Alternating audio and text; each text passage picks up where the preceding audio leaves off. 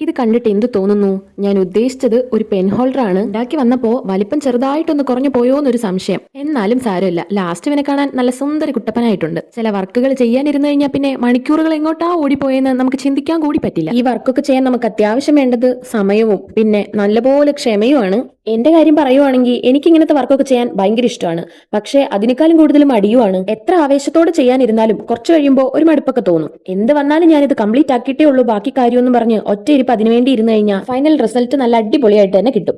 ഈ വർക്ക് തന്നെ ഞാൻ ചെയ്യാനിരുന്നിട്ട് എന്റെ കയ്യിൽ നിന്ന് പാളിപ്പോയതാ. ചെയ്ത് കംപ്ലീറ്റ് ആക്കാൻ പറ്റുമെന്ന് പോലും വിചാരിച്ചതല്ല. ഒറ്റയടിക്ക് അങ്ങ് സക്സസ് ആയാലും ശരിയാവില്ല. തെറ്റുകൾ പറ്റണം, ആ തെറ്റുകളിൽ നിന്ന് നമ്മൾ പഠിക്കണം. എന്തൊക്കെയായാലും ഇതൊക്കെ എനിക്ക് ചെയ്യാൻ പറ്റുന്നുണ്ടല്ലോ, തുടങ്ങിയ വർക്ക് കംപ്ലീറ്റ് ആക്കാനും പറ്റുന്നുണ്ടല്ലോ, അത് തന്നെ ഏറ്റവും വലിയ കാര്യം. അതിലെനിക്ക് ഒത്തിരി ഒത്തിരി സന്തോഷമുണ്ട്. അങ്ങനെ കഥ പറഞ്ഞു പറഞ്ഞ് വർക്ക് ഇവിടം വരായി. ഞാൻ ഉദ്ദേശിച്ചത് പെൻ ഹോൾഡർ ആണെങ്കിലും ഇതിൽ പെന്നൊന്നും വെച്ചാൽ ഇരിക്കില്ല. ഞാൻ പറഞ്ഞില്ലേ ഇതിന്റെ വലിപ്പം ചെറുതായിട്ടൊന്ന് കുറഞ്ഞു പോയിന്ന്. എന്നാലും സാരമില്ല, തുടങ്ങി വെച്ച വർക്ക് കംപ്ലീറ്റ് ആക്കാൻ പറ്റിയല്ലോ.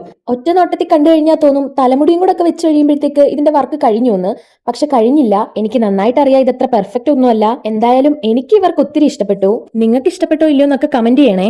നേരത്തെ ഉണ്ടാക്കി വെച്ച കാറ്റിന്റെയും മഷ്റൂമിന്റെയും ഒക്കെ പ്ലാന്റർ പോട്ട് കളർ ചെയ്യുന്ന വീഡിയോ ഇനിയുള്ള ദിവസങ്ങളിൽ ഇടാം. ഇതുപോലെ ക്ലേ ആർട്ടും ക്രാഫ്റ്റും ഒക്കെ ഇഷ്ടപ്പെടുന്ന എല്ലാവരും സബ്സ്ക്രൈബ് ചെയ്ത് സപ്പോർട്ട് ചെയ്തേക്കണേ.